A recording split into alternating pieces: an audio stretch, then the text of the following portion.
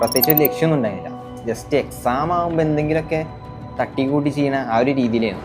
എന്ത് plus one first പറഞ്ഞാൽ ഏറ്റവും അടിപൊളി ലൈഫുള്ള ടൈമാണല്ലോ.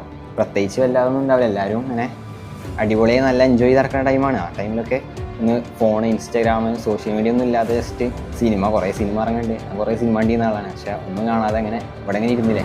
ഞാൻ നല്ല മടിയിലാണ്.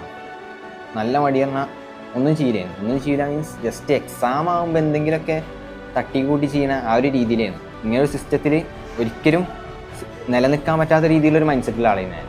പക്ഷേ ആ മാറാൻ പറ്റും.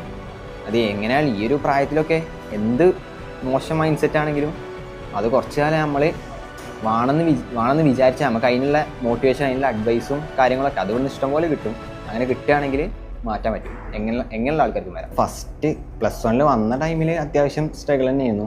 പിന്നെ ഇരുന്ന് പഠിക്കണം, വേറെ ഒന്നും ചെയ്യാൻ പറ്റില്ല, ഇങ്ങോട്ട് പോകാൻ പറ്റില്ല, പിന്നെ ലീവൊക്കെ വീട്ടിൽ പോകാൻ പറ്റില്ല, ആരും കാണാൻ പറ്റില്ല, അങ്ങനെ പ്രശ്നമൊക്കെ ഉണ്ടായിരുന്നു.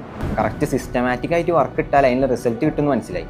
അപ്പോൾ ഇനിയിപ്പോൾ ഇവിടെ അല്ല, ഇനി ഏത് മേഖലയിലാണെങ്കിലും കറക്റ്റ് സിസ്റ്റമാറ്റിക്കായി അതിന് വേണ്ടി വർക്ക് ചെയ്യാനുള്ളൊരു മൈൻഡ്, അതാണ് ഇവിടെ വന്നിട്ടുണ്ടായ ഏറ്റവും വലിയ ലാഭം.